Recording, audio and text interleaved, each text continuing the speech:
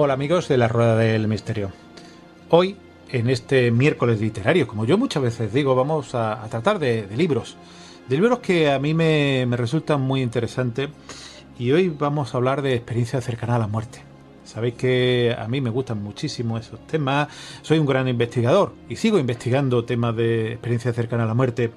Y hoy vamos a tratar de un libro llamado El Yo no mueres. Ha sido publicado en Amazon y su autor es Titus Rivas y otros autores. Bueno, habla de fenómenos paranormales verificados durante experiencias cercanas a la muerte. Para poder realizar la entrevista a Titus Rivas, él habla inglés, y entonces lo que hemos hecho es que le hemos enviado una serie de preguntas, y esas preguntas amablemente nos lo ha respondido. Para eso yo creo que nada más que nos queda empezar y presentaros este libro llamado El Yo no muere. Realmente Experiencia cercana a la muerte, un libro interesantísimo sobre este tema que ya sabéis que a mí me interesa tantísimo. Pero bueno, vamos a empezar por el principio. ¿Quién es Titus Rivas? Bueno, soy un autor e investigador independiente, educado como psicólogo teórico y filósofo, afiliado a varias organizaciones como IANDS y la Red Holandesa de Experiencias Cercanas a la Muerte, y una organización propia llamada Fundación Atanasia. He publicado libros sobre temas filosóficos y parapsicológicos y he impartido varios cursillos. Bueno, la verdad es que ya se ha presentado Titus, yo quiero darle las gracias. Y bueno, cuando uno escribe un libro siempre hay un motivo principal. ¿Cuál es el motivo que ha obligado o ha realizado o ha hecho que Titus Rivas escriba o haya escrito este libro? Ya existían varios artículos y capítulos de libros sobre el tema de los aspectos anómalos de las ECMs que no encajaban con una ontología materialista. Pero hasta ahora el debate había incluido casos sin confirmación directa por terceras personas. Por tanto, los escépticos, los defensores del modelo materialista, seguían afirmando que la mayoría de los casos verídicos paranormales pues se podían explicar por causas normales, como distorsiones en la memoria del paciente, de lo que ocurrió durante la ECM o cosas así. Mi equipo y yo queríamos demostrar que hay un número considerable de casos en los que ocurre la confirmación directa por parte de otras personas y que simplemente no es cierto que las ECMs se puedan explicar fácilmente con teorías psicológicas o neurológicas de tipo materialista.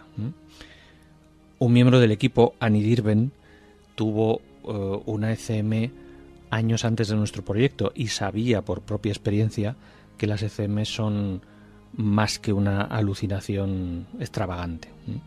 Rudolf Schmidt antes era un escéptico, pero se dejó convencer por numerosos encuentros con gente que había experimentado una ECM y que le contaba que no eran sueños.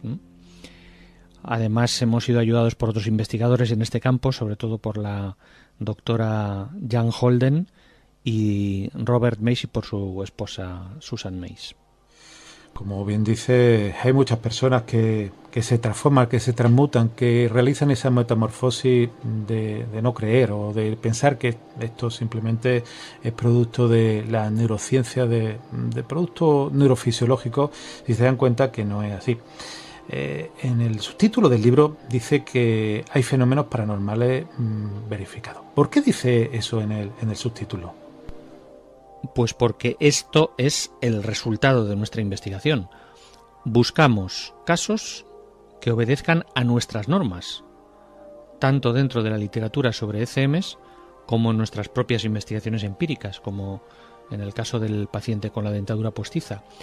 Y hemos encontrado más de 100 casos confirmados. Son paranormales o anómalos porque van en contra de las predicciones del modelo materialista.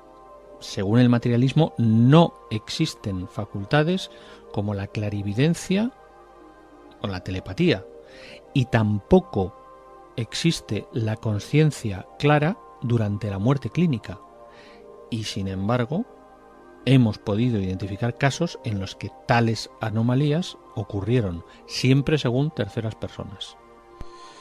El caso que se refiere Titu Rivas sobre la dentadura postiza es un paciente de 44 años que Pittman Loven lo publica en un artículo British Medical Journal de 2001, donde este paciente sufre una parada cardíaca, le retiran la dentadura postiza, le realizan una maniobra de reanimación cardiopulmonar, estaba en parada cardíaca como he comentado, y al tiempo, cuando ya se recupera, cuando ya pasa a planta, pues claro, él necesitaba esa dentadura para comer, para poder comer. Le avisa a la enfermera que por favor, que en el aparato, en el carro de parada donde estaban pues la bombona de oxigenación, los aparatos de intubación, que lo vienen guardado allí en una gasita, en una bolsita. ¿Cuál es la sorpresa? Claro, la enfermera no se acordaba absolutamente de nada de eso, porque evidentemente habían pasado muchos días. ¿Cuál es la sorpresa cuando va la enfermera, va a buscar esa dentadura postiza y está ahí? La verdad que son casos interesantísimos. Porque una cosa que me gustaría, y yo estoy convencido que esta pregunta que le realizo va con una afirmación también, pero tengo que hacerlo como una pregunta. Titu, ¿las ECM son reales? Pues depende de lo que signifique la palabra reales. No cabe duda de que hay miles o hasta millones de personas que realmente han experimentado una ECM. En este sentido, ni siquiera los escépticos tienen dudas sobre la existencia de las ECMs. No son historias fingidas o mentiras. Si se quiere decir que las ECMs reflejan una realidad no física objetiva, la respuesta también debe ser afirmativa, porque nuestra colección demuestra que existen casos con contacto verídico paranormal con personas difuntas.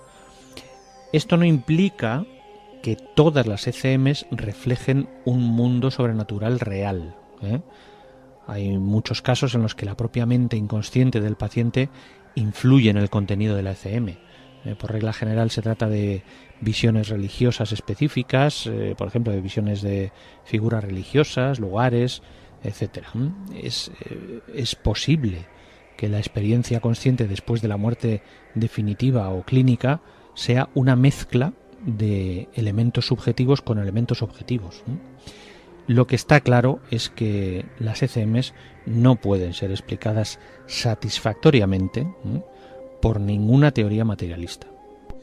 Claro, porque autoras como la doctora Blackmore, han intentado dar una explicación completamente fisiológica y bueno, no la pueden explicar o no puede explicar todas. Como bien dice, el efecto de la persona, los elementos de la persona pueden en un momento determinado pues presentar o añadir a elementos reales que existen. Pero a mí me gustaría que nos contase algún caso con eventos más allá de los sentidos físicos. ¿Podría contarnos alguna? Sí, uno de los casos más curiosos es el que ha relatado la enfermera Norma Bow, que ahora es profesora en la Universidad de Union en Nueva Jersey. Cuando trabajaba de enfermera en la UCI, tuvo una persona en la UCI de neurología que llegó en coma y estuvo así unas 2 semanas. En ese periodo, en un momento tuvo un paro cardíaco y fue reanimada con éxito. Cuando salió del coma, la paciente contó que había tenido una ECM y que había memorizado el número de serie del respirador de la sala de emergencias. Resulta que aquella persona tenía un trastorno obsesivo compulsivo que la llevaba a memorizar cualquier número que veía. Y durante su ECM pudo ver el número de serie de 12 dígitos que estaba pegado en la parte superior del respirador, que entonces tenían casi 2 metros de alto. La enfermera anotó el número, pero tampoco le prestó más atención. Pero cuando más adelante tuvieron que llevarse el respirador, un empleado cogió una escalera, subió, anotó el número de serie y la enfermera, por curiosidad, lo comparó con el que tenía anotado y coincidieron exactamente. Me llama la atención lo que comenta, porque yo tengo un caso recogido donde, bueno, el enfermo se le hizo una traqueotomía, un agujero en la tráquea para que pudiese respirar, y bueno, él en su ECM vio el nombre del aparato. Era el único aparato que estaba de esa marca en el hospital. Lo habían traído nuevo. Evidentemente, cuando lo trajeron, él ya estaba en un coma inducido por anestésico. Nunca pudo saber. Yo comprobé que nunca pudo saber por qué era, pero es curioso como dio completamente el nombre del aparato, con un nombre habitual, ni una marca habitual en aquel momento. Hay otro elemento que es la telepatía en la ECM. ¿Han recogido episodios con procesos de telepatía durante esta ECM? Sí, por ejemplo, el caso de un paciente de un cardiólogo estadounidense. Una mañana que el coche del cardiólogo chocó contra otro coche cuando él se dirigía al hospital. El cardiólogo se quedó muy enfadado por el accidente, le preocupaba que las personas afectadas exigiesen mucho por los daños, etcétera. Y todavía estaba preocupado cuando tuvo que acudir urgentemente a la sala de emergencias para resucitar a alguien que tenía un paro cardíaco. Y al día siguiente el hombre al que había salvado le dijo al médico que durante la reanimación había abandonado su cuerpo y había observado al médico durante su trabajo. El médico le preguntó al paciente qué había visto y quedó sorprendido por la precisión de la descripción que hizo el paciente de lo que había sucedido. Le contó exactamente qué aspecto tenían los instrumentos médicos, en qué orden habían sido utilizados, describió los colores, las formas del material y el equipo, incluso la configuración de los diales de las distintas máquinas, etc. Pero lo que realmente convenció al cardiólogo fue que el paciente le dijo: doctor, puedo decirle que estaba usted preocupado por ese accidente, pero no hay ninguna razón para preocuparse por cosas como esas. Usted dedica su tiempo a los demás y nadie va a ir contra usted. La verdad es curioso lo que cuenta Tito. A mí me llama la atención que había un caso muy parecido de una paciente pues que nos definió perfectamente el material personal e incluso el estado emocional. La verdad que yo en mi libro La Última Puerta, en mis investigaciones, y bueno, lo podéis ver también seguro en alguno de los canales de YouTube donde he dado múltiples charlas sobre el mismo, pues cuento muchas veces ese caso que yo le llamo el de la pinza trueba. No quiero hacerme más extenso sobre ese caso porque seguro que lo conocéis, aquellos oyentes que me siguen. Hay otro elemento y otra circunstancia que a mí me llama mucho la atención, y la verdad es que como investigación me parece interesantísima. Son las curaciones milagrosas, los milagros médicos. Ya sabéis que tengo un libro publicado sobre los mismos y a mí me gustaría saber, porque me ha llamado la atención también, si han encontrado alguna relación entre esta ECM y los milagros médicos, las curaciones milagrosas. Sí, entre otros casos encontramos la curación de uno de los pacientes de Penny Sartori, de Gales. Este paciente británico, desde su nacimiento, sufría una parálisis cerebral con hemiparesia espástica derecha, por lo que tenía siempre contraída su mano derecha.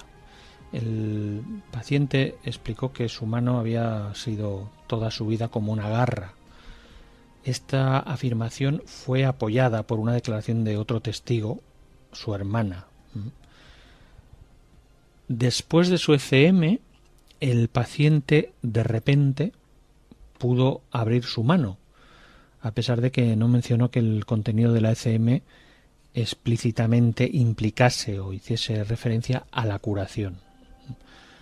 Los registros médicos del paciente documentaron que varios años antes el departamento de aparatos del hospital sí había realizado una férula para la mano del paciente, pero el paciente declaró que la férula no le había ayudado y que su mano había seguido igual de contraída. se revisaron las notas médicas y de fisioterapia para ver si se había realizado alguna fisioterapia extensa en su mano, y no era el caso. Y las notas anteriores al alta mencionaron un aumento en el tono muscular de la mano contraída. Este hecho fue discutido con el fisioterapeuta, que explicó que la mano no habría podido abrirse sin una operación para liberar los tendones que habían estado en una posición contraída durante más de 60 años. Penny Sartori no tiene explicación sobre cómo es posible que el paciente ahora pueda abrir y usar su mano contraída con anterioridad. A mí me llama también la atención.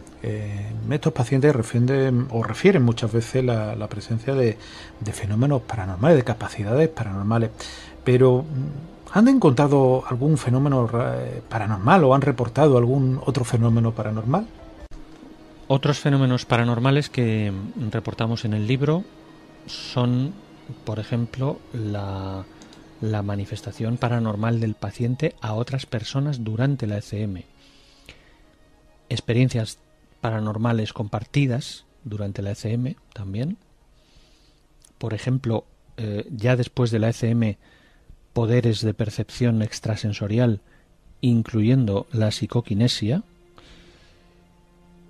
También después de la ECM, fenómenos paranormales parecidos al llamado poltergeist, por ejemplo, como influencias en aparatos eléctricos, etcétera.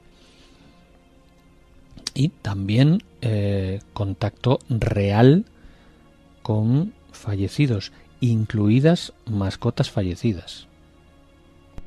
Ese contacto con seres fallecidos se reitera una y otra vez también en las investigaciones que yo he realizado.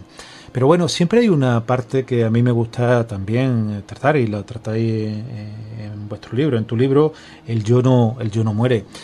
Los escépticos pueden explicar la ECM.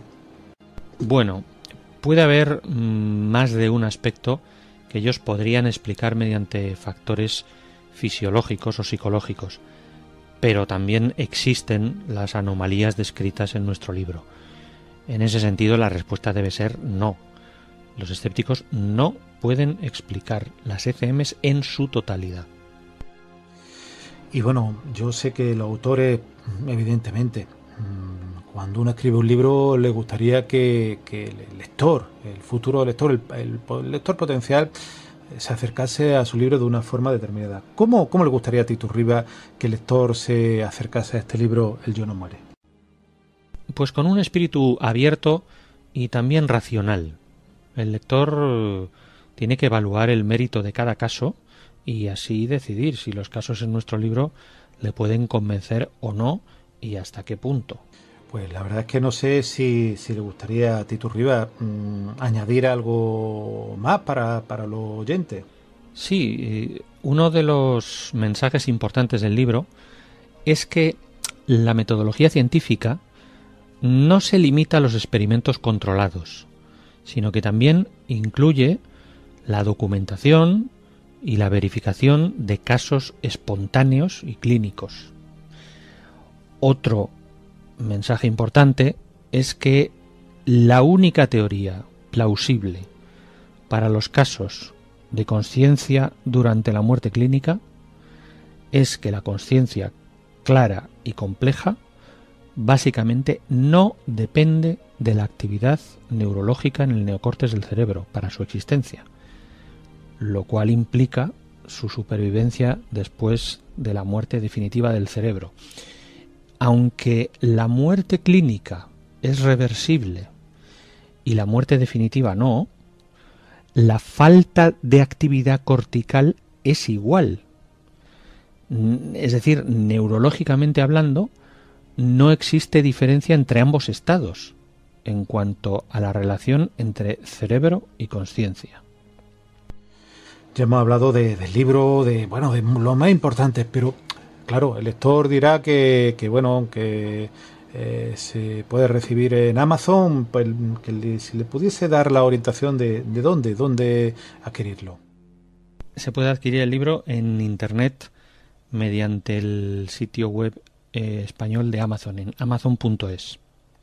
La verdad es que quiero darte las gracias a Titus Rivas y al traductor que ha querido leer estos textos que Titus ha escrito directamente y que la verdad, evidentemente no hemos querido pues sacar en inglés y en castellano porque sería muy complicado y auditivamente la verdad preferiríamos que fuese así. Yo quiero darle las gracias a este libro, El Yo no muere, sobre experiencias cercanas a la muerte. La verdad es que, amigo de la Rueda del Misterio, un libro para acercarse a la experiencia cercana a la muerte.